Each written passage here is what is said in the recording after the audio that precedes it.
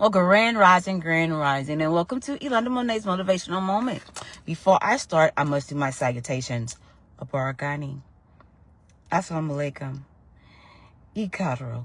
And now that I've done with my salutations, let's get into the meat of the message for today.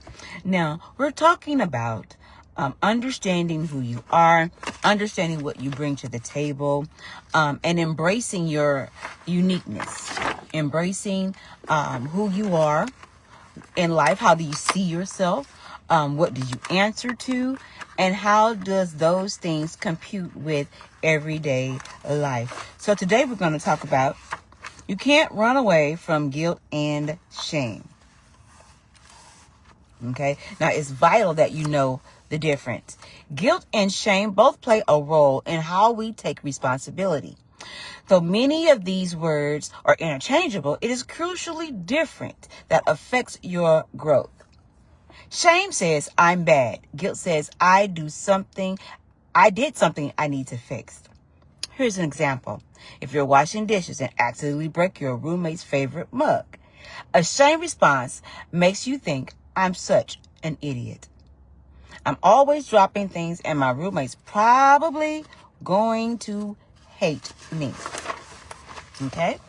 A guilt response recognizes I dropped the mug because I wasn't paying attention and I want to be more careful with important things, and I'll buy him or her a replacement to show that I am sorry. Shame makes you want to hide. Guilt can motivate change, but there is even a better way. Transforming these feelings into ownership and accountability. A lot of times we blame others for our own insecurities, our own hangups, our own misconceptions or misunderstandings. We hold others responsible. When you point your finger at one person, you have three of them pointing back at you. This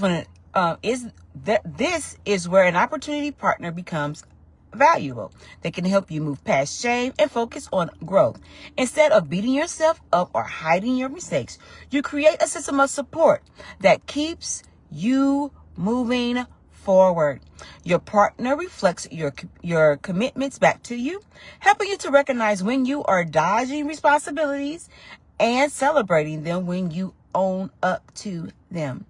The goal isn't to never feel ashamed. It is to move through it quickly and focus on improvement. This shift from shame to ownership is critical for taking real responsibility of your life. Take ownership of your mistakes. I made it. I'm the first to say, hey, look, I said my bad. But don't accuse me of doing something that I didn't do, because I'm going to fight you head and tail to 2 to 4 to 6 to 8. I'm fighting you all the way because I feel that I am a very honest person. And if there's something that came up that you think I may have said, then come sit down with me and let's talk about it.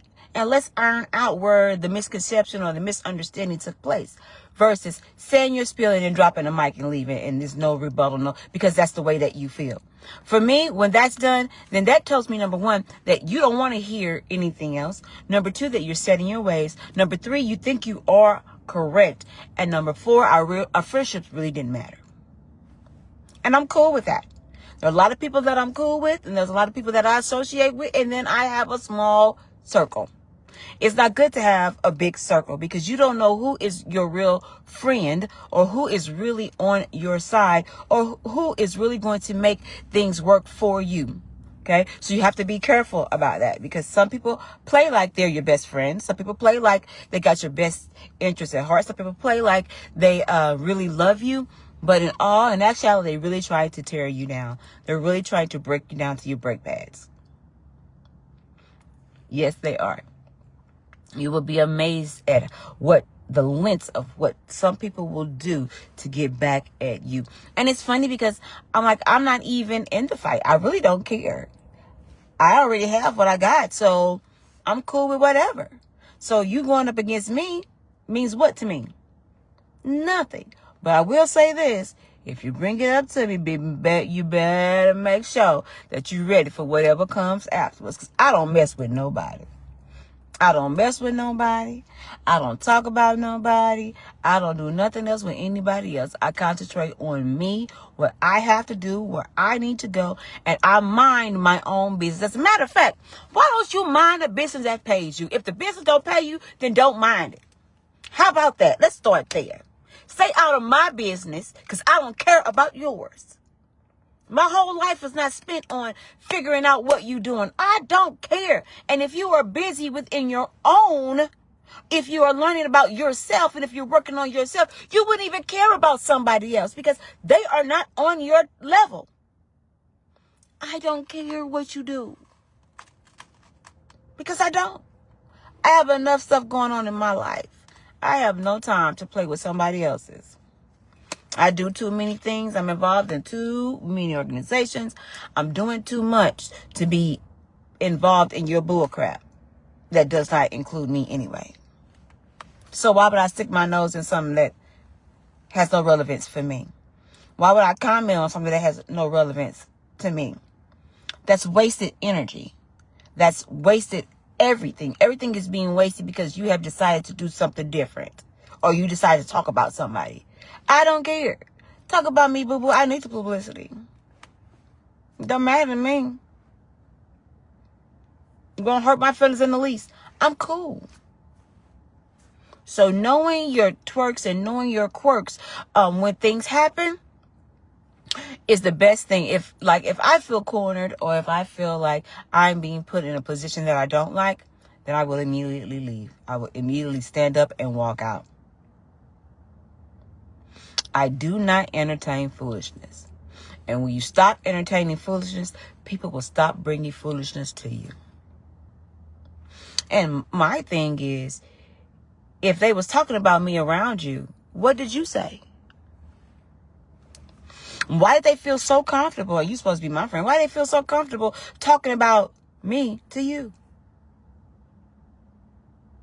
I need to reevaluate our friendship because something ain't right. So with that being said, guys, I have got to go. Remember, you can go to YouTube, check out all my videos, click like and share. Get me out there, guys. Go out there and check me out. I have a lot of videos done about a lot of things. So he said, I love you, but God loves you more. But always remember, I will see you at the top because the bottom is way too crowded. Peace.